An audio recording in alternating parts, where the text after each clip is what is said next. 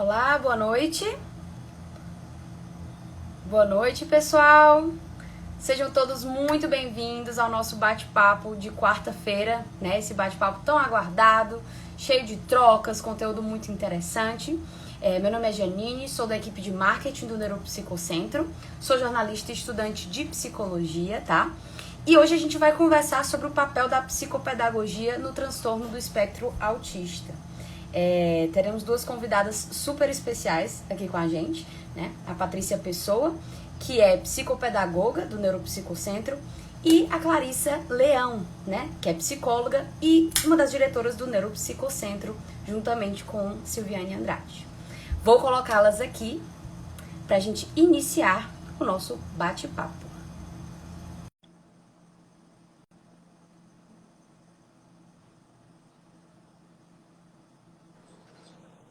Olá! Oi, Clarissa! Oi, boa Tudo bem? noite. Tudo bem? Me escuta bem? Te escuto. Todo mundo escutando bem, pessoal?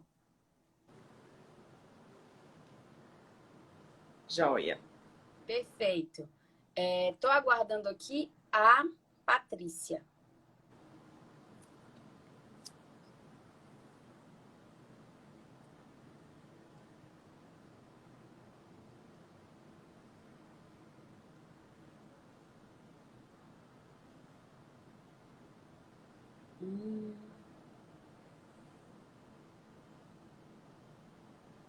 Acho que já ela tá entrando.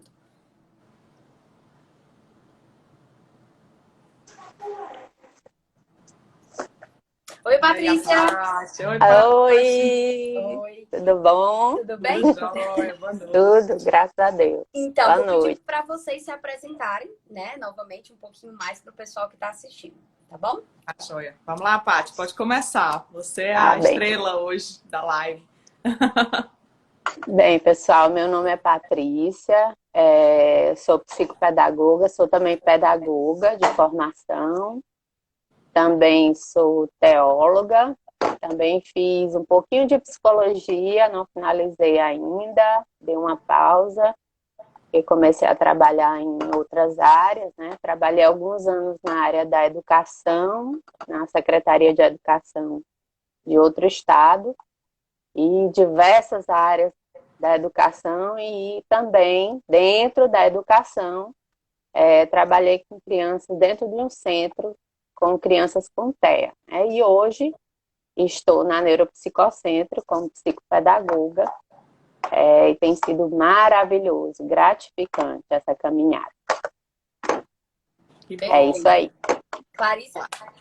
Bom, eu sou Clarissa, como a Janine já me apresentou, sou psicóloga de formação, também sou psicomotricista, neuropsicóloga, terapeuta cognitivo comportamental, é tanta coisa, né?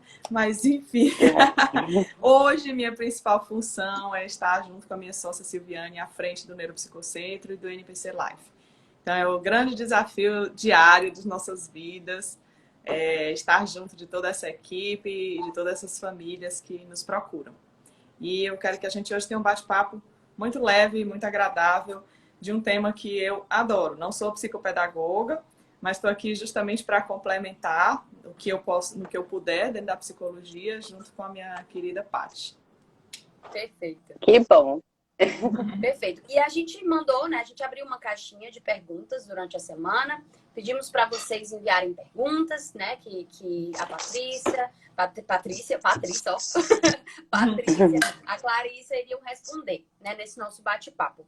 E aí a gente pede também que se vocês tiverem alguma dúvida aqui no momento, que vocês mandem pra gente no chat, algum comentário, estaremos de olho durante esse bate-papo, tá bom? Isso. Bom, a nossa primeira pergunta é a seguinte, o que é bem ampla, né? O que faz um psicopedagogo? Bem, o psicopedagogo tem, diversas funções, e dentre elas, a gente cuida, mas resumindo, a gente cuida bastante das dificuldades de aprendizagem das pessoas, não somente de crianças, mas também de adolescentes, adultos, idosos, né? Então, para resumir, toda dificuldade de aprendizagem que a pessoa vai enfrentar na vida, seja ela no decorrer da idade escolar, né, da educação básica, no caso, seja ela durante o período universitário, seja ela também durante o período em que a pessoa se encontra no mercado de trabalho, o psicopedagogo dará esse suporte, né, para trabalhar em cima das dificuldades de aprendizagem daquela pessoa em relação a determinada função que ela está desempenhando na sociedade. Então, basicamente é isso. Perfeito. A segunda pergunta que a gente tem é sobre atraso na aprendizagem, tá? O atraso na aprendizagem faz parte do TEA? De um modo geral, as crianças com TEA, em sua maioria, elas têm atraso na aprendizagem, né? Mas não necessariamente uma criança com TEA, ela virá a ter atraso na aprendizagem. Tanto que hoje nós temos aí, no mercado de trabalho, nas universidades, né, pessoas que na fase adulta começam a se enquadrar elas mesmas, né, dentro de algumas características que são de acordo com o TEA, né, com a criança, o adulto, o adolescente, né, com transtorno do espectro autista, e elas têm buscado hoje um diagnóstico, até tardio, mas até mesmo para se compreender, se entender, né? E também até para sanar algumas dificuldades que elas estão tendo naquela fase da vida. Então, respondendo, né, nem toda criança ou adulto ou adolescente com TEA tem dificuldade de aprendizagem. Aí a gente se reporta aos graus, né, que vai do leve até o mais grave, né? E aí, dependendo em que nível a criança se encontra, ela terá, geralmente a gente encontra crianças com dificuldade de aprendizagem, né, que são as que eu acompanho, em sua maioria, crianças que são do nível, eu tenho leve também, né, que são crianças que têm até alto funcionamento, e também tenho crianças até o grau mais, né, mais dificultoso, que na verdade, é um desafio para todos nós, né, não somente psicopedagogos, mas todos os profissionais, as crianças que têm um TEA mais grave, né, que são os mais invasivos, como nós chamamos, né? Então, é isso. E uma coisa Fala, importante, Clarice, eu ia né? pedir para você falar um pouco. Uma coisa importante é que muitas vezes a aprendizagem ela está ligada. Eu acredito que eu vejo a aprendizagem ligada a vários fatores, né? E às vezes a gente quer tentar resumir na parte só da aprendizagem formal, vamos dizer assim, né? Da escola, de se a criança se alfabetiza ou não, se sabe ler ou não. Mas a aprendizagem ela é muito mais ampla. E no caso do TEA, a gente sabe o quanto isso tem impacto. Então, essa aprendizagem ela vai desde a aprendizagem, por exemplo, da linguagem, a aprendizagem de comportamentos, né? Então, tem uma variação, é um espectro muito grande, né? Então, tem uma variação realmente muito extensa. É até difícil responder essa pergunta, na minha visão, porque é uma pergunta que fala, eu não sei exatamente de que tipo de aprendizagem a pessoa está se referindo, né? Pode ser só aprendizagem escolar, aí sim é relativo, vão ter crianças com TEA com sérias dificuldades e crianças com TEA que não vão apresentar, inclusive vão apresentar altas habilidades em algumas áreas, né, da aprendizagem. Então, a gente já viu, né, Patrícia, a gente vê muito frequente, por exemplo, muita habilidade na área matemática, né, com uma memória extraordinária, né, crianças com memória extraordinária. Talentos em áreas, por exemplo, como a música, como a pintura, como o desenho. São habilidades que são, às vezes, muito surpreendentes para a gente, o tamanho do talento daquela criança. Só que, ao mesmo tempo, essa criança, por exemplo, não amarra o sapato, não interage com a coleguinha, né? Exatamente. Então, isso é muito relativo. Essa não é uma coisa global. Isso não só no TEA, né, gente? A gente sabe, todos nós temos áreas de maior talento e de menor talento. No TEA, isso às vezes fica mais evidente, principalmente quando a gente descobre super talentos para aquela criança, né? Aí chama a atenção, chega a gente, nossa, como é que ele faz um cálculo de cabeça com essa velocidade e ao mesmo tempo ele não consegue, sei lá, amarrar o sapato, como eu citei, jogar futebol lá embaixo no prédio, né? Seria uma coisa Sim, sim. supostamente mais fácil, né? Então, o TEA tem todo esse mistério envolvido no que diz respeito à aprendizagem em si. E eu li uma pesquisa que fala sobre superdotação, né? Super interessante. A superdotação no TEA e no TDAH, né? Que é justamente, eu queria que vocês comentassem um pouco sobre essa questão da superdotação, um pouco mais. Como são essas crianças? Elas chegam muito na clínica? Aparecem muito? Não muito. Não é comum, não. Não é comum. Eu, na minha vida toda, eu só peguei Pode uma falar. criança. Eu só peguei uma criança na minha vida inteira, já tendo há 21 anos. Só peguei uma criança que tinha altas habilidades, como a gente chama, né? O superdotado. Sim, sim. Não é comum. E é engraçado que você está falando, porque alguns casos de TEA leve, esses que eu citei, que tem uma habilidade extraordinária com alguma coisa, e principalmente se for dentro da área escolar mesmo, às vezes chega para a gente disfarçado de altas habilidades. E quando a gente vai pesquisar um pouco mais, a criança tem TEA. E foi passando, né? Então ela já chegou numa determinada fase da vida, às vezes no ensino fundamental 2 ou no mesmo fundamental 1. E era esquisito, mas ele tinha uma habilidade tão grande que a família confundia. Às vezes é um choque para a família quando o médico dá o diagnóstico de TEA em vez de altas habilidades. A família esperava que fosse um diagnóstico de altas habilidades e às vezes não é, né? Então tem disfunções em outras áreas que passam batido, né? Outra questão agora dentro da psicopedagogia, né? Que é a hiperlexia. A hiperlexia é a habilidade que algumas crianças com TEA, elas desenvolvem muito cedo no aprendizado das letras, né, que no caso o alfabeto completo, os números, às vezes criança com 2 anos, né, já estão, no caso, lendo, né, o alfabeto completo. E eu tô com uma criança que tem hiperlexia, está com entre 3 e 4 anos de idade, e ela já está lendo, ela aprendeu a ler antes de escrever, e até mesmo as letras do alfabeto ela não consegue ainda escrever. Tem uma criança lá na clínica. E assim, aí nós vamos pesquisar, vamos a fundo mais, e a gente percebe que é simplesmente uma criança, né, como qualquer uma outra, mas ela desenvolve essa habilidade de leitura mais cedo, né? Então, mas tudo isso tem a ver com um quadro de TEA ou com um quadro também do TDAH, que são muito parecidos, né? Muito próximos, os dois diagnósticos, no caso. Então, tem mais essa questão da hiperlexia, que é muito confundida com as altas habilidades, né? E, na verdade, não ocorre o autofuncionamento nesse caso, né? Super interessante. A terceira pergunta que a gente tem é a seguinte: por que de início do diagnóstico não é falado sobre psicopedagogia? Bem, a psicopedagogia, de um modo geral, né, ela é muito nova, não somente no Brasil, mas até no mundo, né? No nosso país, no Brasil, ela chegou na década de 70, né?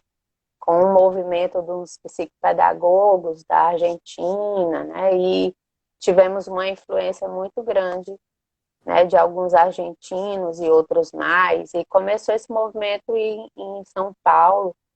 E por conta disso, nós entendemos, né, que ao mesmo tempo que a psicopedagogia é nova, né, uma ciência nova, e a mesma coisa acontece com o autismo, né, que há pouco tempo, né, que nós fechamos, inclusive, né, transtorno do espectro autista, uma nomenclatura nova também, né? Inclusive, as pesquisas, em cima das pesquisas de Lorna Wing, mais ou menos pela década de 90, que esse termo começou a ser falado. Então, a gente daí faz um paralelo entre as duas, né? E se chega ao que temos hoje. Né? Então, tem poucas publicações de psicopedagogos, né, dentro dessa temática do autismo. Nós temos algumas hoje, mas bem poucas, tanto que me refiro muito e me fundamento muito numa doutora que é psicóloga, né, da Universidade de São Carlos, a doutora Camila Gomes, e é uma estudiosa na área, e eu tenho muito me fundamentado nos estudos dela, e não é psicopedagoga, né? Então ela é muito dessa vertente do comportamentalismo, né, do ABA. Então ela tem estudado muito a questão da educação, esse período educacional da criança com TEA, desde a infância, dos primeiros anos, né, até inclusive a educação básica. Estudado e tem referenciado muito, né, nós pedagogos, também professores, coordenadores. Então, e por conta disso, o que acontece é que os médicos, eles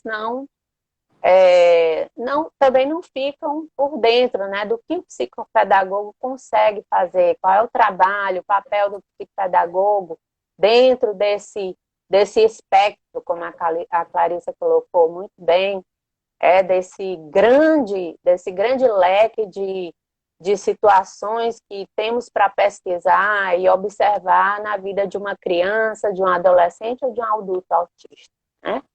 Então, basicamente por isso a gente entende que não se comenta muito, né? Essa questão do psicopedagogo nesse início.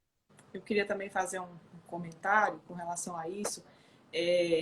Aí já vai uma percepção mais clínica, né? Mais dia a dia. É interessante que, por que não a psicopedagogia já desde o começo? Essa pergunta que você colocou, eu achei muito interessante. Geralmente, quando a gente pega uma criança, hoje, né, muito frequente, crianças muito novinhas, né, crianças muito pequenininhas ainda. Então, naquele início da vida escolar, né, da aprendizagem formal, enfim. Quando a gente começa, e aí com muitas demandas também, especialmente demandas de fala e de comportamento. Uma criança com TEA, estou falando especialmente aqui das crianças com TEA. Quando chega num determinado ponto da vida escolar, que aí eu botaria aí por volta da alfabetização, né, da início da alfabetização, né, aí ou essas questões iniciais já começam a ser sanadas, né, começam a ser, pelo menos assim, entrar num ritmo de terapia mais organizado, e aí a família e também a escola, os próprios médicos também começam a se dar conta que outros aspectos precisam ser trabalhados. Não estou colocando aqui em grau de importância, tá? Não entendam mal, mas às vezes de necessidade de urgência. Imagine que o que seria mais urgente? Aprender as vogais e as letras ou aprender a falar? Então tem uma hierarquia de necessidade que precisa às vezes ser priorizada. Como a criança tem muitas demandas, a criança com TEA, ela faz um atendimento multidisciplinar, ela tem muitas demandas, nem sempre a gente consegue encaminhar para todos os atendimentos que seria o ideal. Por quê? Porque eu vou causar um estresse desnecessário na família, na própria criança, né? Então a gente às vezes precisa priorizar. Sempre que durante minha vida profissional toda, eu me lembro que em vários momentos a gente precisou sentar com os pais e dizer, bom, quem entra e quem sai dessa equipe, porque tem muita gente aqui e essa criança está super estimulada e estressada e isso não vai ser positivo. Então a gente precisa priorizar. O que é prioridade nesse momento? Então vamos priorizar talvez a fonoaudióloga, a terapeuta ocupacional, depois a gente dá a entrada, por exemplo, a psicomotricista, que era o meu caso na época, né? Então a gente tinha sempre que estar pesando. Porque esse estresse provocado pelo excesso de terapia também precisa ser visto com muita delicadeza e com muita cautela. Por isso que às vezes a gente evita já de cara fazer 1000 encaminhamentos. Vai para fono, vai para ATO, vai para fisioterapia, né? Enfim, tem muita gente que a gente poderia encaminhar uma criança. E de fato tem necessidade. Mas a gente precisa pesar esses aspectos também, junto com a É. família, né, Patrícia? Essa questão da Eu lembro prioridade bem, é importantíssima mesmo, né? isso, eu Pode lembro, falar. acho que você lembra bem também de um caso que a gente acompanhou, né, numa das nossas sedes, que a criança chegava a dormir na psicopedagogia, te abraçava com a Patrícia de extremo cansaço, e essa criança de N Isso, terapias e de uma isso, superestimulação, e a gente precisava que a família compreendesse, às vezes, esse aspecto, olha, não é que ela não está rendendo na terapia. Na verdade, é humanamente impossível. Aí a gente às vezes faz um exercício com o pai e com a mãe. Se coloca no lugar de fulaninho. Quantas horas por dia você aguentaria trocando de terapeuta em terapeuta? Quantas horas por semana sem fazer, por exemplo, as coisas que você gostaria de fazer? No caso da criança, o brincar, né? O ócio. Essas coisas também fazem parte da aprendizagem. A gente às vezes acha que a isso. aprendizagem é só estimulação, é só terapia, terapia, terapia. E principalmente quando a gente pega uma criança muito comprometida, a gente acha que isso é o básico. E não é, né? Muitas vezes precisa ter esse equilíbrio também. Estar em casa, estar com a família, experimentar. Porque a vida da criança é experimentar, né? Verdade. Eu concordo muito com o que a Clarissa colocou, essa importância, né? Esse paciente, inclusive, né, nós tivemos muita dificuldade para ajustar, e até hoje temos, né, para ajustá-lo a essas demandas exacerbadas de terapias, né? E outra questão também na verdade, o que deveria acontecer, que é o que acontece, né, em outras culturas, né, é que os psicopedagogos e até mesmo professores estivessem fazendo um trabalho junto às escolas, né? E o ideal seria que na escola, que assim, os estudos indicam que a criança ela precisa ser estimulada 2 anos antes que uma criança sem TEA, a criança com TEA necessitaria estar sendo estimulada 2 anos antes. Por quê? Ela vai ter um atraso muito maior na demanda, né, da compreensão das atividades de leitura e escrita e assim sucessivamente. Por quê? Porque essa criança ela precisa aprender, inclusive, a falar, a sentar, né? E que é um trabalho, inclusive, muito bem feito, que a gente louva assim, o trabalho das TOs, né? E das fonos. E isso aí é bem inicial.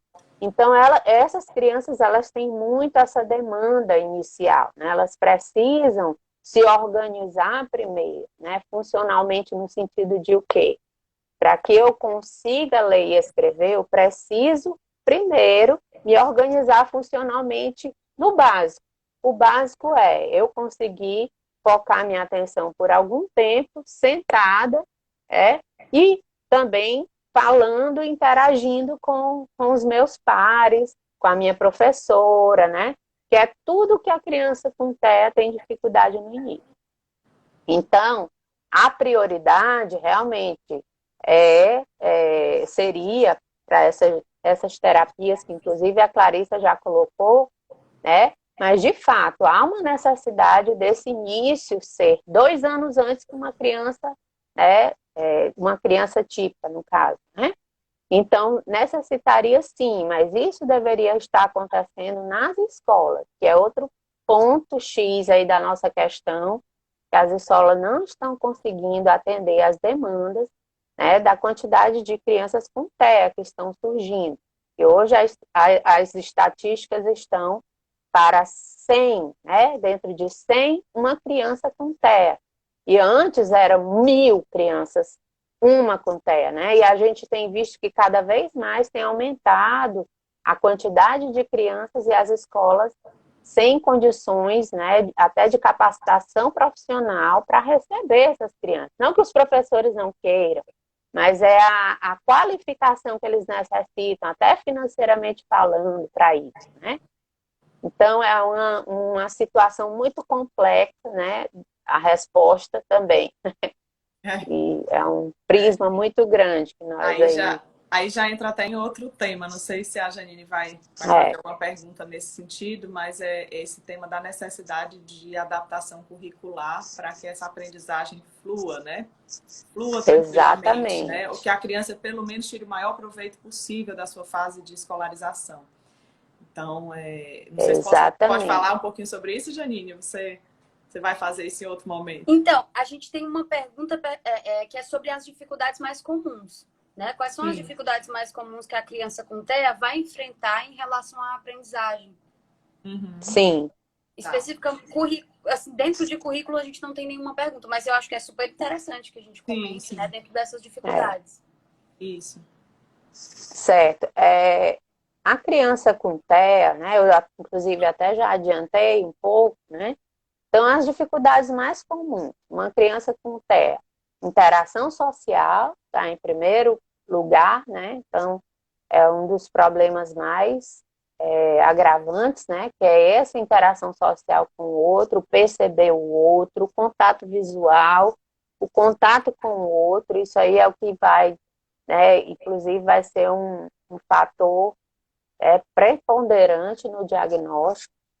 E aí vem, em algumas questões, a linguagem, né? Tanto a linguagem receptiva, né? Quanto a linguagem de um modo geral, a comunicação de um modo geral. Então, a criança com tela sempre vai ter, em sua maioria, a dificuldade de se comunicar com o outro. Se ela não interage com o outro, automaticamente, né, vem junto a dificuldade de se comunicar. Outra questão, né, e por aí vai, isso está dentro da minha área especificamente, que são as questões motoras, né? Não são todas, mas em sua maioria as crianças com telas têm uma dificuldade motora, na motricidade de um modo geral, né? Na psicomotricidade. Então, ela tem dificuldade da consciência corporal, não consegue compreender-se no mundo onde está, quem ela é, não tem dificuldade em sua maioria, não estou falando de todas as crianças, mas de algumas, né? Estou fazendo, assim, de um modo geral, colocando um apanhado geral. Até mesmo de dizer eu, né? Eu tenho, eu quero, eu preciso, né? Então ela não se coloca né, nas conversas, nos diálogos. Então é essa dificuldade de se entender, de se compreender como ser, né? No mundo também ela vai ter essa dificuldade. Algumas crianças com TEA são bastante hipotônicas, elas têm dificuldade muscular, né? Toda a musculatura do corpo, as perninhas, né? As mãos, os braços, né? A maioria das minhas crianças com telas tem dificuldade até para pegar o lápis, as pontinhas dos dedos, né? A gente chama da pinça, né? Trípode. Elas não conseguem fazer a pinçazinha, que é segurar o lápis com os 3 dedinhos, né? Geralmente você vai ver a criança com TEA segurando pelo meio. Então, assim, de um modo geral, essas são as características. Se a Clarissa quiser colocar mais alguma, né? São as maiores dificuldades que as crianças vão ter. Tem também, aí já um pouco mais adiante, que é essa questão da criança compreender as abstrações, né? Então, elas precisam muito do concreto. Né? A dificuldade interpretativa, né? Do mundo, das coisas, né? Aí, por exemplo, tem simples conversas que você tem com a criança. Nós vamos agora no shopping. Se você for falar muito rápido para uma criança que está bem no início, né? Ela ir rápido e conversando, juntando outros assuntos, ela não vai compreender. Então, você precisa falar passo por passo. Nós vamos ao shopping e, portanto, você precisa se arrumar. Tipo isso, bem com calma, né? Bem compassado, cada coisa no seu devido lugar. E muitas vezes necessita ser repetido várias vezes, né? Então, são esses simples diálogos do dia a dia que elas terão dificuldade de compreender. Então, todas essas são questões que são bem comuns, né, na maioria das crianças com TEA, geralmente do TEA moderado ao mais grave, né? Tem um O aspecto, leve também acontece, né? Mas tem, é mais ao moderado ao grave. Pode falar. tem um aspecto que eu acho interessante, que impacta diretamente nessa aprendizagem formal. A criança com tela tem dificuldade de simbolizar, né, de brincar de forma Isso, simbólica. E o simbolismo é a abstração que está muito presente na nossa realidade, no nosso dia a dia, e muito presente, claro, na alfabetização, né, em toda a parte da aprendizagem mais formal.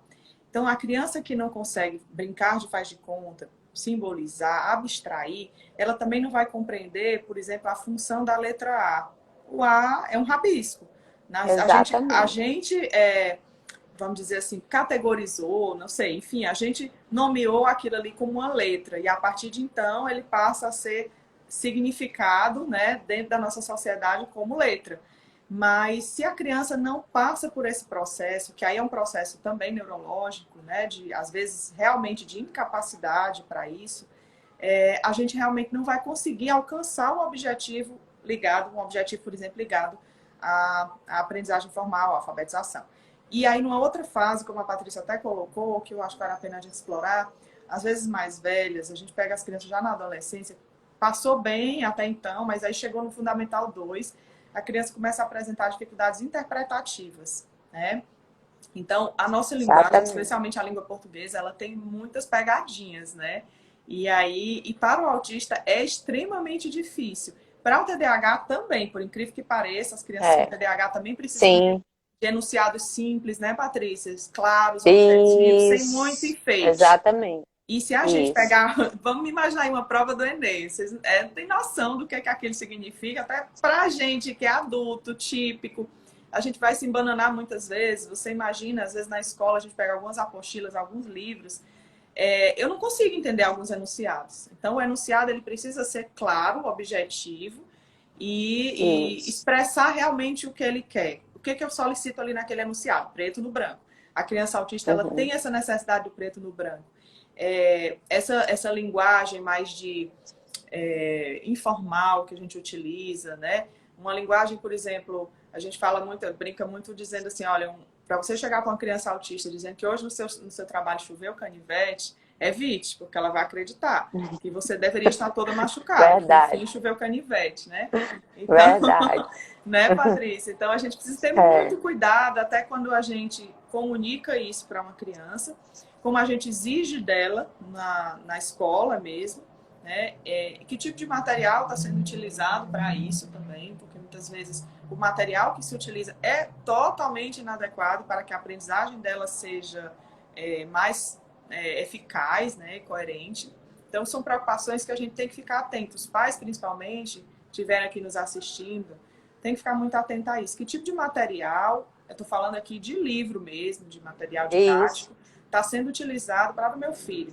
De que forma ele consegue captar ou não a aprendizagem através daquele material? Porque, como a gente já mencionou aqui, isso é muito relativo. Mas, em linhas gerais, essas pegadinhas, que eu estou usando aqui como pegadinhas, vão estar presentes na maioria do material que a gente dispõe hoje aqui no Brasil, né? E falando sobre o material, já que Clarissa começou, bem, essa questão do material estruturado é algo assim que é bem imprescindível hoje para as escolas, até porque as escolas deveriam estar fazendo um programa chamado que é Programa de Educação Instrucional, né? E o que é que acontece? Eu já fui visitar algumas escolas, não somente aqui no Ceará, mas também em outro estado que eu morava, no Maranhão. E eu cheguei já em várias dessas escolas e nenhuma tinha um programa de educação institucional voltado para as crianças que são do grupo portadoras de necessidades especiais, né? Que hoje a gente enquadra até na educação, agora falando da parte educacional, né? Dentro do grupo de pessoas com necessidade de educação especial. Então, a maioria das escolas não temos, né, hoje um programa voltado especificamente para essas crianças. Então, e a gente sabe que tem toda uma questão em uma discussão política, não somente política no sentido de nos politizar, mas no sentido até mesmo de política partidária, né, no Brasil. E também são questões também de discussões mundiais, isso.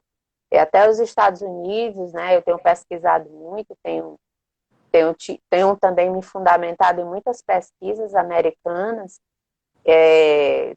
inclusive estou, né, para fazer uma visita a um centro nos Estados Unidos, que é escolar, eles chamam de centro porque é uma escola voltada para crianças com autismo, com TEA, né, não com autismo, mas com TEA, porque nos Estados Unidos a maioria das escolas não estão dando conta de um público específico dessas crianças.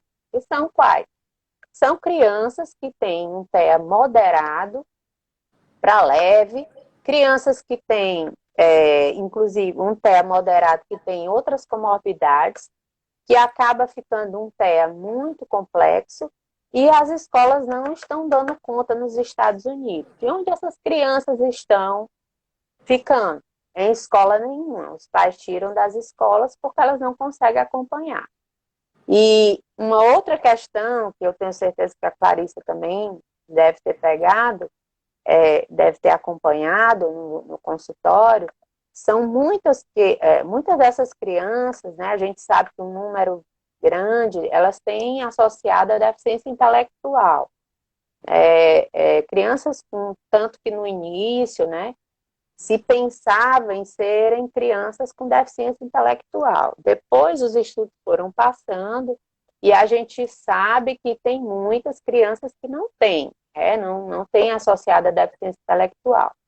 Mas tem um público muito grande. Essas crianças, elas conseguem, às vezes, ir até uma fase escolar e como as escolas não dão conta, não dão esse suporte, o que é que acontece? Então, nos Estados Unidos está ocorrendo esse paralelo, que são centros especializados em atender essas crianças, adolescentes e adultos, né, com TEA, e que têm suas demandas específicas sendo sanadas, solucionadas por terapeutas dentro da área, né?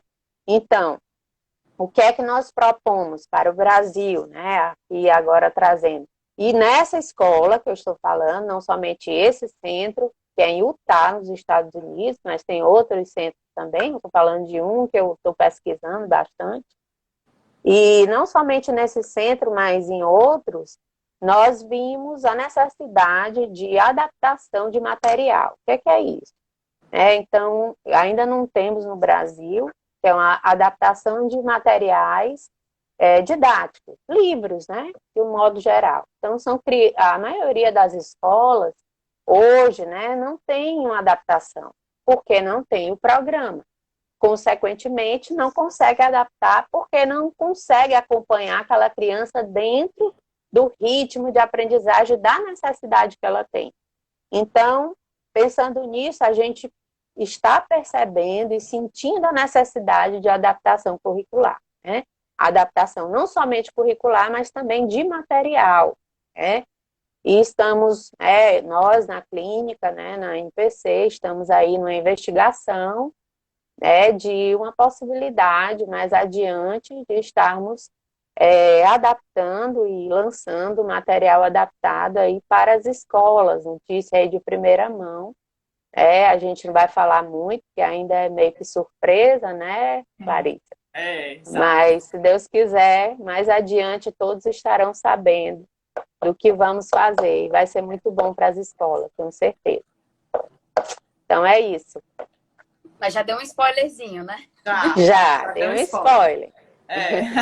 Mas a gente está trabalhando muito ainda em pesquisa, né, em estudo, para que realmente isso venha a acontecer de uma forma bem legal e principalmente que venha atender a essas famílias e a essas escolas, porque é uma dor que a gente já percebe há bastante tempo, né? Então, Isso, é só um spoiler, mas na frente a gente vai fazer uma live sobre isso, né, Patrícia? isso, com certeza. Tem que Quando a gente fazer. estiver Então, mais assim, concreto. Acho que deixamos muita gente curiosa aqui hoje. É. essa é a intenção. É. Então, a gente Nos recebeu. acompanhem. Isso É. mesmo, isso mesmo. Inclusive, a gente recebeu uma pergunta aqui, né, agora, nesse momento, que eu vou até colocar aqui na tela para vocês, tá? Quem fez essa pergunta foi a conta Super.autista. A pergunta é: criança autista leve de 7 anos com apraxia de fala, o psicopedagogo aplica uma metodologia diferente? Tem com apraxia de fala. Inclusive, eu tenho uma criança com esse quadro, né? Metodologia diferente? Depende, né? Qual é a metodologia, mas, de um modo geral, a gente vai trabalhar, né, dentro da perspectiva que a criança tem. Como é que ela está? De que ponto partir? A gente precisa saber, avaliar como é que a criança está. Como é que está essa questão da apraxia de fala? Ela está falando, ela está compreendendo, em que nível está? Eu tenho uma criança que ela já está começando a falar, compreende muita coisa do que falamos, mas quando chegou, ela chegou assim, sem compreender, né? Nós tivemos muita dificuldade, primeiro, de vinculação terapêutica, que é um trabalho que eu levo com muita importância para o consultório, que é a vinculação terapêutica. Eu passo bastante tempo brincando, me divertindo com a criança, trazendo tudo que ela gosta, trabalhando em cima da investigação dos melhores reforçadores para aquela criança, né? Que aí eu tenho um suporte muito bom aí de uma equipe de aba que o NPC tem, equipe fortíssima, que me dá um suporte aí muito grande. Já fiz alguns cursos dentro do ABA, mas nada como as especialistas, né? Que são minhas companheiras aí, a Julinha, que eu adoro, a gente trabalha muito junto. E então eu pesquiso, né? Verifico, eu observo. Na verdade, nós temos um olhar de investigador, né? Nós observamos aquela criança junto com os pais, junto com a família, né? Às vezes eu levo o pai e mãe para dentro do consultório, observo como é aquela criança, e a gente vai trabalhando essa vinculação, né? Tem uma criança que o maior reforçador dela é o carinho. Eu tentei descobrir de todas as formas o que é que ela mais gostava, e aí, num belo dia, eu me dei um insight, né? Aqueles insights da escola que eu adoro muito também, depois a Clarissa fala sobre ela. E aí eu lembrei, meu bem, baixa a cabeça. Vem cá, deixa a tia fazer um carinho aqui na tua cabeça. Quando ele baixou a cabeça, olha, todo aquele grito, ele gritava muito e batia na mesa, né? E aí ele baixou a cabeça ali, ficou ali um pedacinho, acalmou, né? Isso aqui é um exemplo dos diversos, né, que eu utilizo. Então, eu investigo, eu procuro observar aquela criança. E eu acho que a melhor metodologia de todas elas, né, é o amor pelo que a gente faz. Isso aqui não é ser piegas, não. Mas, de fato, tem dado muito certo, né? Quando a gente ama a criança, ama a família, a gente se compromete, né? A gente, na verdade, se doa por aquelas famílias, a gente percebe, sente a dor de alguns familiares, o sofrimento, o cansaço, né? E a gente leva isso para dentro da terapia, né? Com a criança, né? Ela se sente acolhida e a gente consegue tudo que a gente imagina com aquela criança. Pode ter apraxia de fala, pode ter o TEA mais invasivo que for, né? Mas o ponto-chave para mim é a vinculação terapêutica. Depois, né, a gente vai trabalhando todas as outras técnicas, utilizando os reforçadores necessários, né? E aí a gente vai no passo a passo, tem as sessões diagnósticas, as sessões ludodiagnósticas, que eu gosto muito de trabalhar, que são sessões de brincadeira, e através da brincadeira eu vou trabalhando o simbólico, né? vou trabalhando toda essa questão que a Clarissa colocou, trazendo dentro da brincadeira tudo que é coisa séria, porque a criança aprende as regras através da brincadeira. Isso aí é geral, para toda criança, né? Então, se você quer ensinar regras, se você quer ensinar a criança a lhe obedecer, papai e mamãe, brinque com sua criança, né? Através da brincadeira, você ensina muito para ela, né? Então, brincadeira para a criança é coisa séria. E para a criança com TEA também, né? Com TEA é a mesma coisa. Então, dentro da perspectiva que eles entendem, que eles conhecem, que eles compreendem. A grande questão é saber, é você conhecer o seu paciente. Você conhecendo, entendendo como é o seu paciente, né? Depois de uma observação profunda, você vai conseguir trabalhar dentro. E aí, assim, as metodologias são as mais diversas, porque cada criança tem o seu. E eu trabalho com a abordagem chamada abordagem do Vitor da Fonseca, que é a abordagem convergente. Então, são 3 áreas, aí sou eu mesmo, né? Então, tem outras psicopedagogas que trabalham de outras formas. Eu utilizo a psicanálise, eu utilizo o vínculo de Pichon e utilizo o cognitivismo, né, do Piaget. Então, eu trabalho utilizando essas 3 abordagens, que é a abordagem convergente. O Vitor da Fonseca é um psicopedagogo renomado no Brasil e no mundo. E ele tem dado muito certo nos meus trabalhos também. Graças a Deus, eu tenho alcançado muitos objetivos com a abordagem que eu utilizo, mas nunca, jamais posso deixar de utilizar também o ABA, né? Que esse aí é o meu suporte, na verdade, quando eu necessito, né, de um reforçador específico para aquela criança. Para crianças específicas, eu utilizo também um pouco dessa metodologia. Ok? Então, é isso aí. Perfeito. A gente tem uma outra pergunta aqui que surgiu no chat, tá? Quem mandou a pergunta foi a Mônica _Cíntia. Ela disse: meu filho tem 11 anos, síndrome de Asperger, autismo leve, né? Ele reconhece alguns dos seus limites e se vigia, mas minha dúvida é que não sei quando dar limites para alguns comportamentos, como, por exemplo, sinceridade demais. Eu estava fazendo uma caminhada com ele e me interessei em parar numa casa belíssima para tirar uma dúvida sobre a mão de obra. E ele, de repente, rompeu a conversa. Acho que essa resposta é para Clarissa. Eu posso falar assim. Eu estava aqui acompanhando a pergunta dela, né? Mônica, tem uma característica que é muito marcante nas crianças com autismo leve, né? Que provavelmente é o caso do teu filho, que é esse excesso de sinceridade. Eu acho que é disso que você tá falando. E muitas vezes isso incomoda muito os pais, né? Eu percebi que na sua fala você relatou esse incômodo. Incomoda por quê? Porque tem um impacto social muito grande, esse super sincero. A inadequação social é muito presente nas crianças com autismo leve. Tem uma coisa que as mães referem muito, é dizer, não, mas ele nem parece que tem autismo, né? Ele é tão inteligente, ele é tão esperto, e ao mesmo tempo por trás a mãe vivencia coisas como essa que você relatou, inadequações, né? A criança ela tem uma dificuldade de perceber essas nuances do comportamento humano. Então, por exemplo, a gente às vezes, em alguns casos, a gente percebe dificuldade, por exemplo, na questão da empatia. Ele não se coloca com facilidade no lugar do outro. Ele não consegue perceber que aquilo ali poderia causar vergonha, constrangimento. Essa coisa de entrar no elevador e dizer, nossa, como você é feia, né? E olhando para uma pessoa e comentar, e aí a mãe fica altamente constrangida porque o filho está ali fazendo um comentário que é inadequado, né? Mas é a opinião dele, é verdadeira, é sincera. E como trabalhar isso?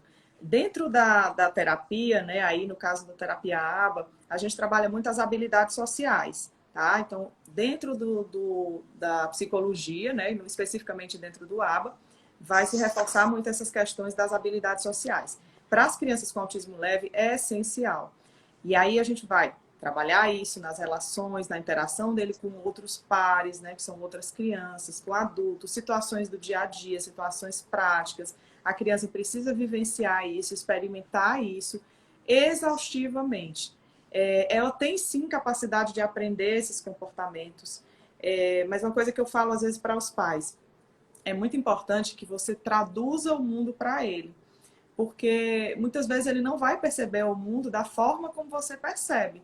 Então, vocês, pais, vão funcionar como tradutores. Não, filho, olha, essas coisas a gente não fala aqui, isso não é o ideal, da próxima vez a gente faz assim, né? Então, a gente vai esclarecendo para ele como deveria ser para estar nesse mundo. Nem sempre estar nesse mundo, para ele é tão simples. Esse mundo que eu estou falando, essa nossa realidade social. Não é tão simples quanto parece. Se a gente olhar pelo olhar da criança ou do adolescente autista, tem inúmeros desafios na nossa sociedade que eles vão precisar romper. E não é simples, né? Olha o que tem a Mona Lisa falando, né? O meu filho que é autista já entra no Uber falando, nossa, que carro velho. Exatamente, é isso mesmo.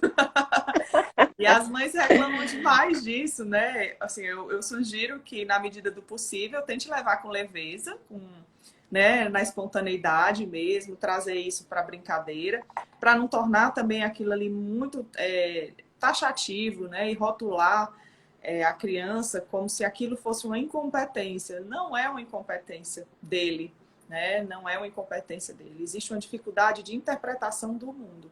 Ele interpreta de outra forma. Tá? Então, é tentar fazer um esforço para entrar na realidade dele e ajudá-lo, claro, sempre que possível, a traduzir o que o mundo está dizendo para ele. Tá?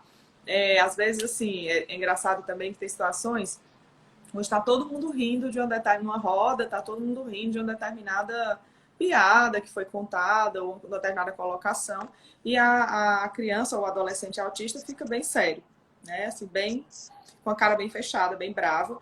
E aí a gente fica tentando entender o que está passando na cabecinha dele, porque ali ele não captou a informação exatamente como os outros captaram, ou pelo menos não na mesma velocidade. Exatamente. Então, para ele, não tem graça nenhuma. Aquilo que tem graça para todo mundo na roda, para ele não tem graça nenhuma, para ele não faz sentido nenhum.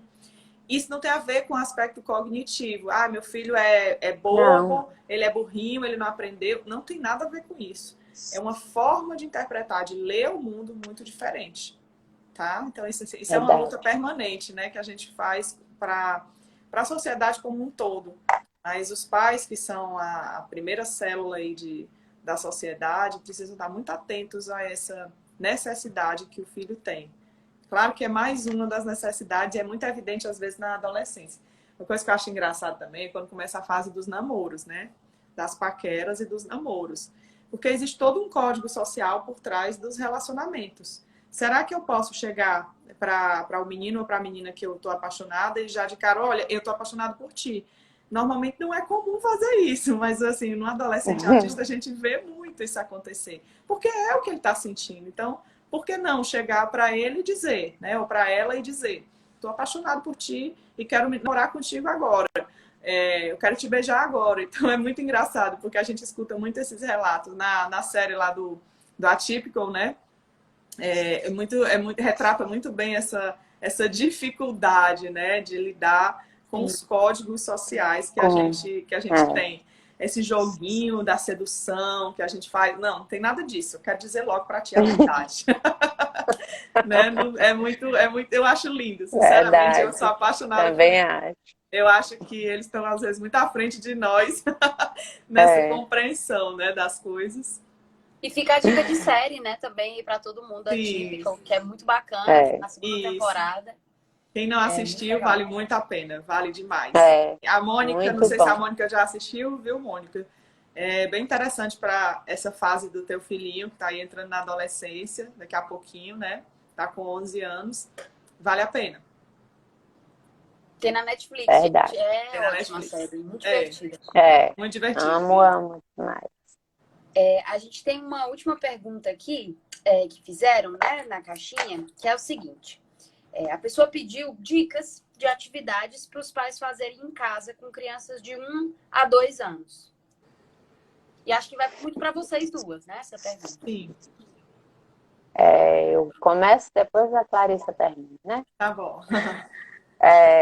Bem, 1 a 2 anos, né? Uma idade, é, vamos dizer assim, que a criança está descobrindo praticamente o mundo, né? Então, assim, pedagogicamente falando, as dicas para uma criança com TEA, elas também serão, né, para uma criança típica ou atípica, né?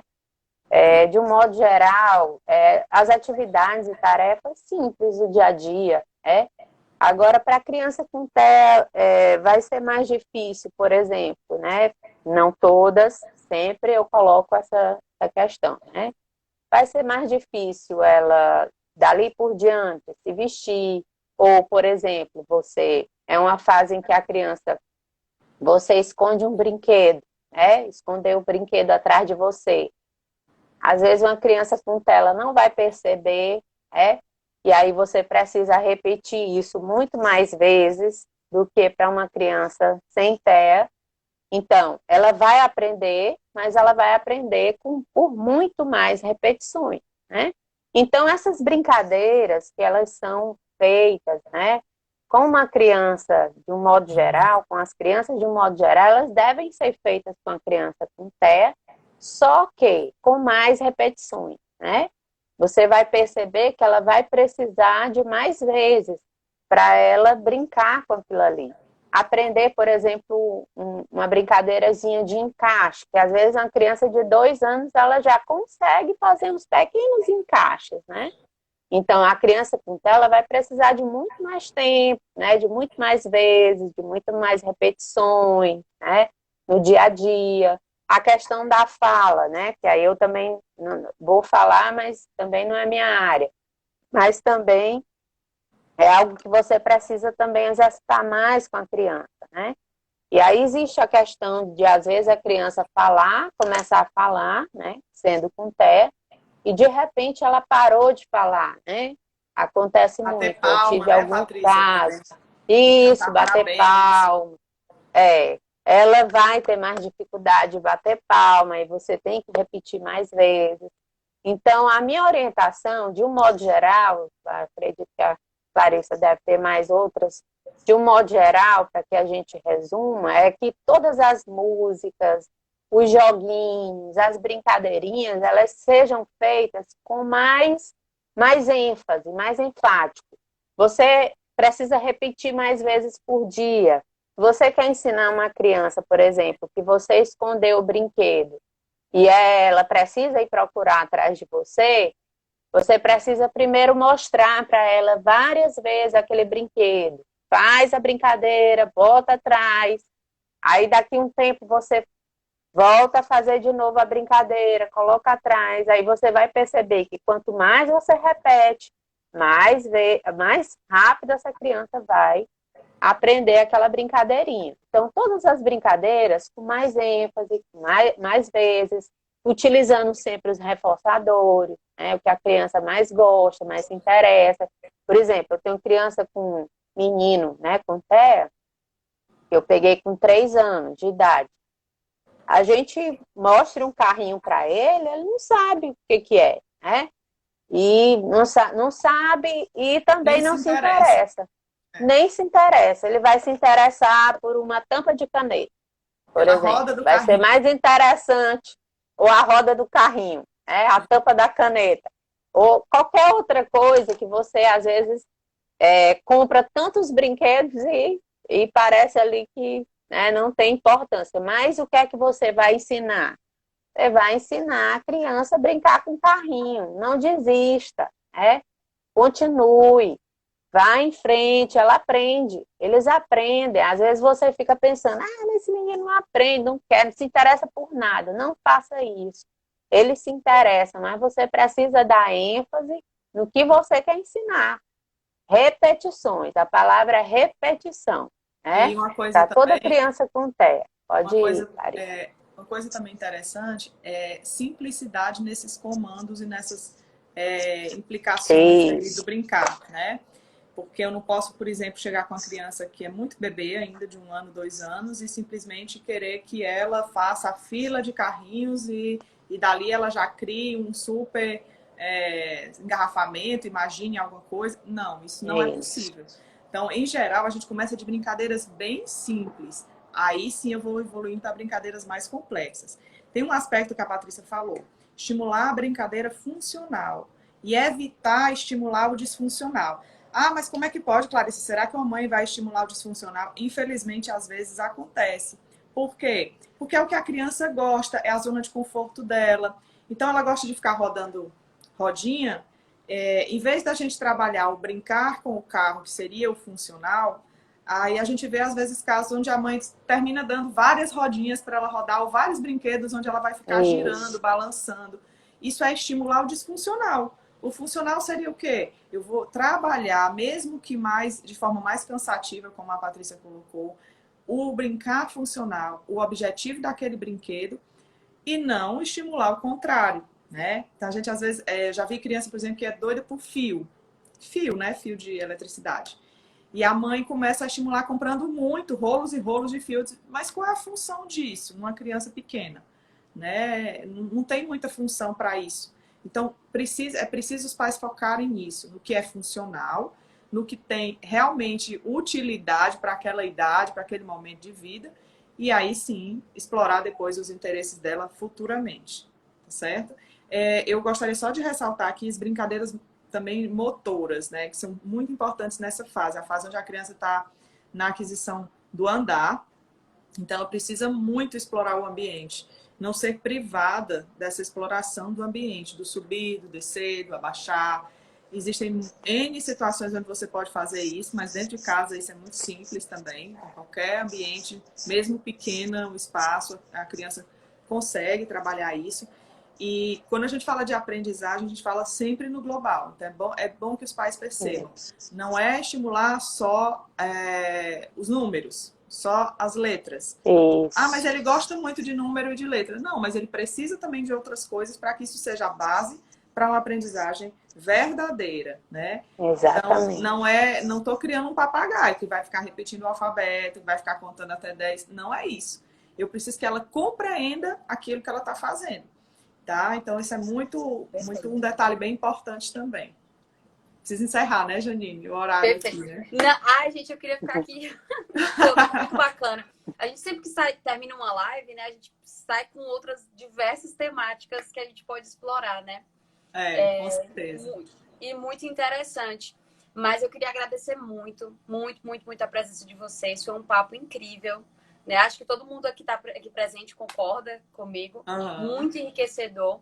E queria fazer um convite para vocês, lembrá-los, na verdade, né, de que a gente vai ter aí muito em breve o nosso terceiro simpósio NPC, que vai trazer muita coisa bacana, muitos convidados assim interessantíssimos, né, muita gente profissional, habilitada para falar sobre TEA, né?